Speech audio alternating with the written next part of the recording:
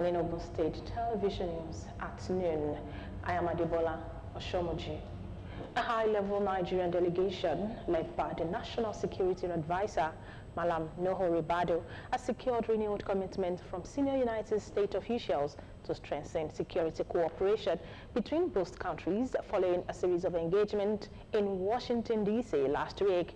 According to a statement issued by Special Advisor to the President on Information and Strategy, Bayo Ononuga, the delegation met with officials across the U.S. Congress, the State Department, the National Security Council, the White House, Fifth House, and the U.S. Department of War.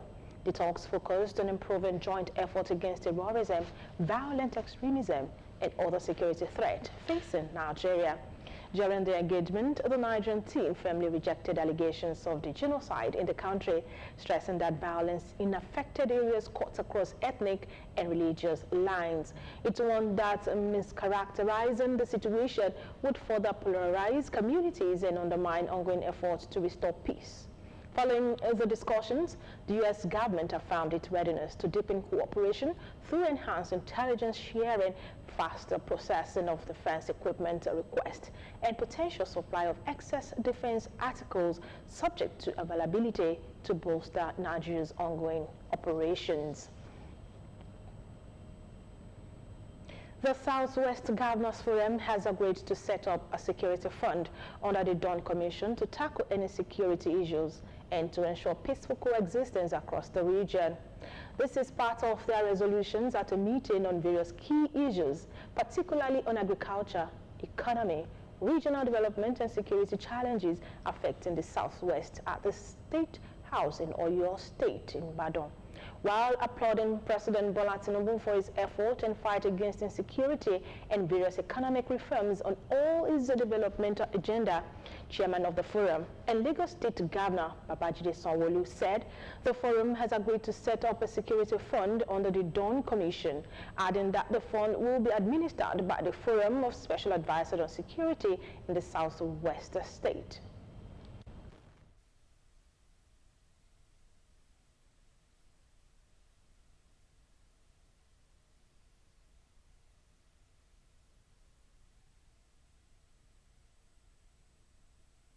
The forum also set up a joint security intelligence sharing and communication platform.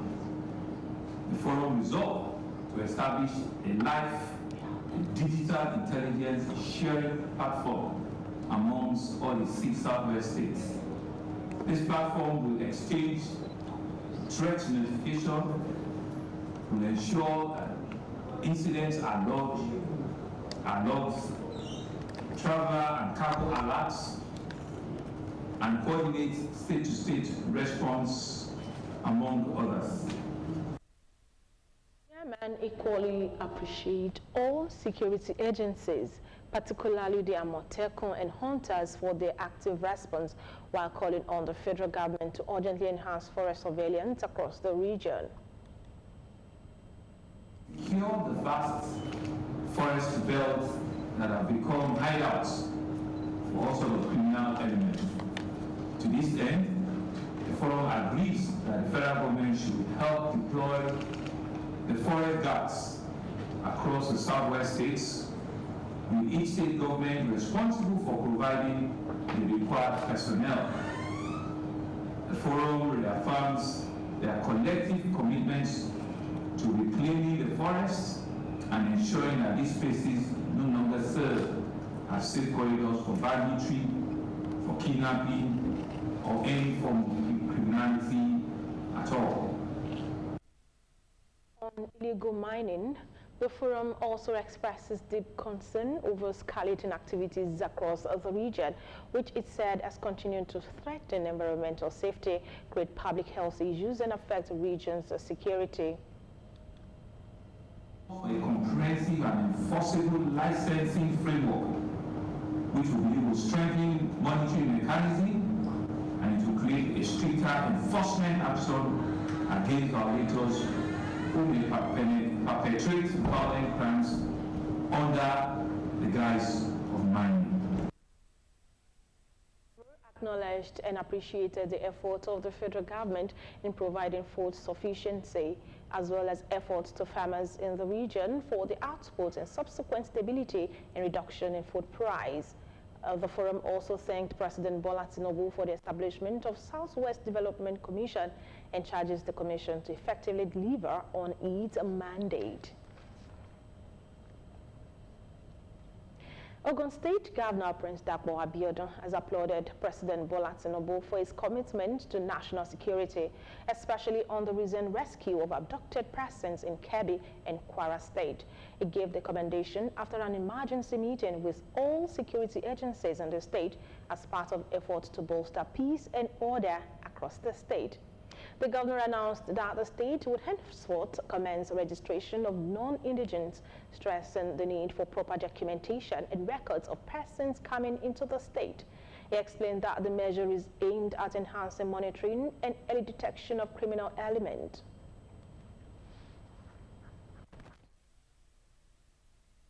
The best time to prepare for war is during the time of peace. So that is why we have called this security meeting today. And we have arrived at certain resolutions. We discovered that being an industrial capital, meaning that the state where there are most industries, we have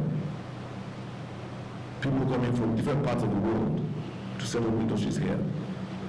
We found out that some of the workers in those industries they are not documented.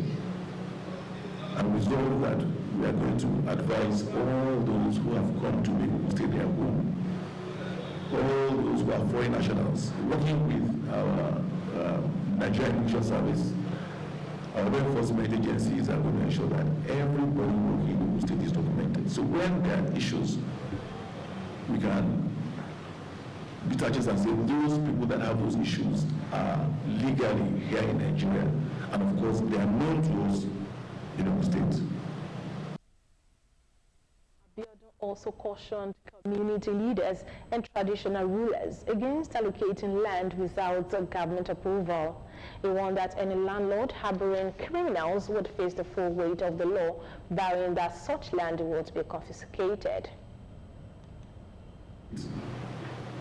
That are identified as flashpoints, where people are carrying out untoward activities, and they are all over the place.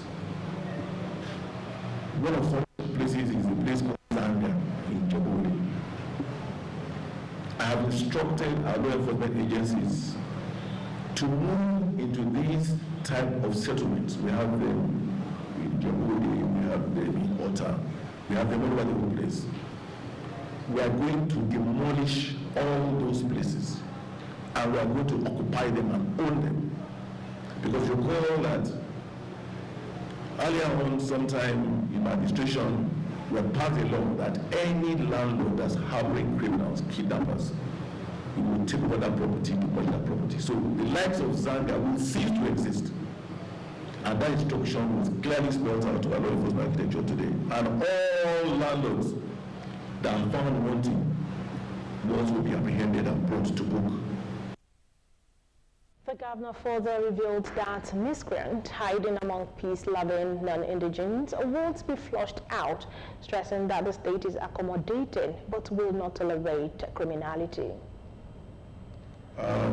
Scavengers, scrap sellers, who are now posing more of a threat than they have posed in the past. Law enforcement agencies are going to pay particular attention to them. They are calling a meeting of those who are into scrap selling. We are going to engage them to ensure that they are not used in perpetrating crime in the state. It was brought to our attention, which I'm sure you saw on social media, about some settlement in Ajimo. Ajimo is somewhere in Mafemi, somewhere between the border of Ogun State and Oyo State. Let me assure you that our law enforcement agencies have visited that location, the combination of all of them. They have interrogated them there. Those that they found there have been living in that community for several years. They are not newcomers, as was presented on social media. but they are constantly, they are on top of the station, they are talking to them, they're investigating them. You know, we cannot deprive a Nigerian from living anywhere in Nigeria. All we want to be sure is that anyone living with us is not here to perpetrate any crime. Abiodun assured that his administration will continue to give maximum support to all security outfits, including local vigilante groups, to ensure prompt and effective response to security challenges. He reiterated that Ogun State remains a preferred investment destination, with increasing numbers of investors coming in, and the government is determined to keep the state safe.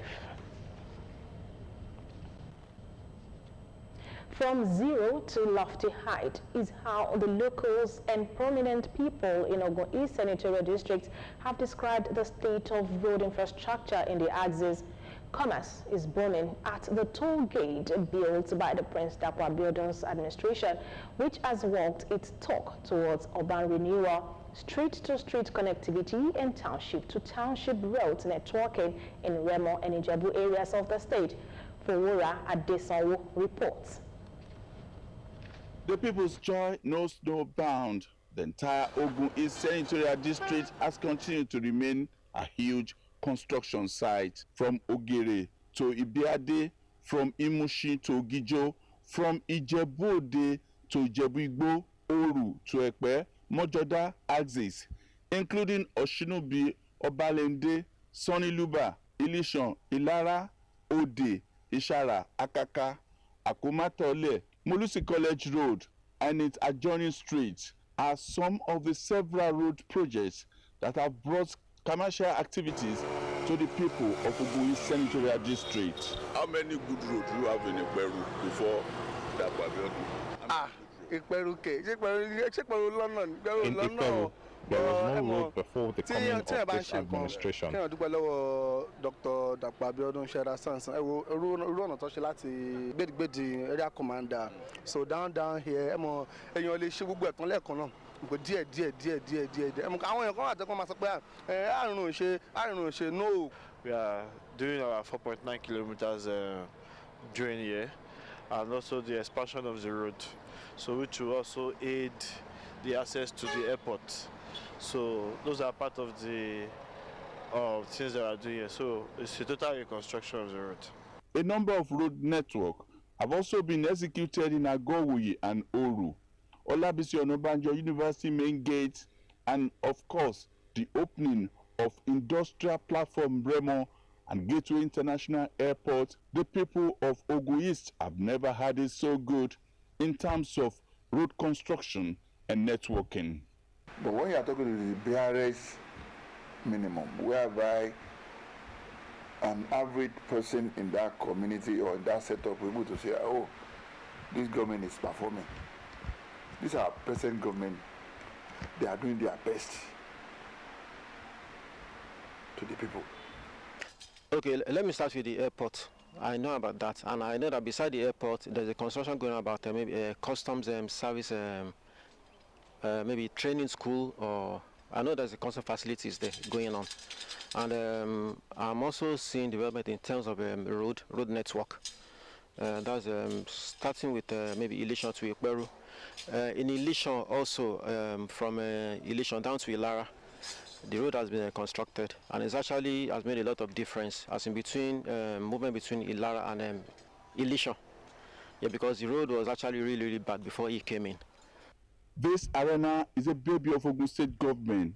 It is a new opening for industrial use only, well laid out, even with gas line and good road network, complementing Gateway International Airport and Erotopolis, changing the narrative in developmental stride.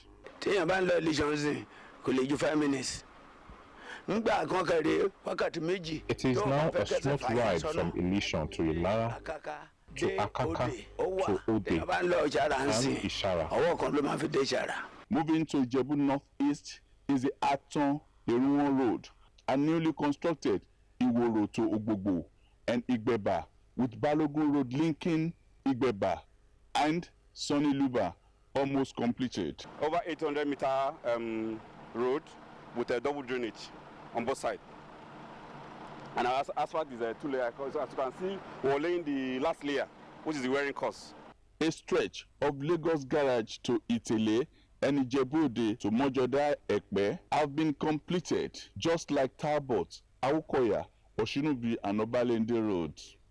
People say life is better in all ramifications with Ishaya mantra of Prince Dakwa Abiodun. But like Oliver Twist, they still want projects coming in drove. Adefowora Adesanwo, OGTV News. And just before we end the news, let's remind you that it always seems impossible until it is done.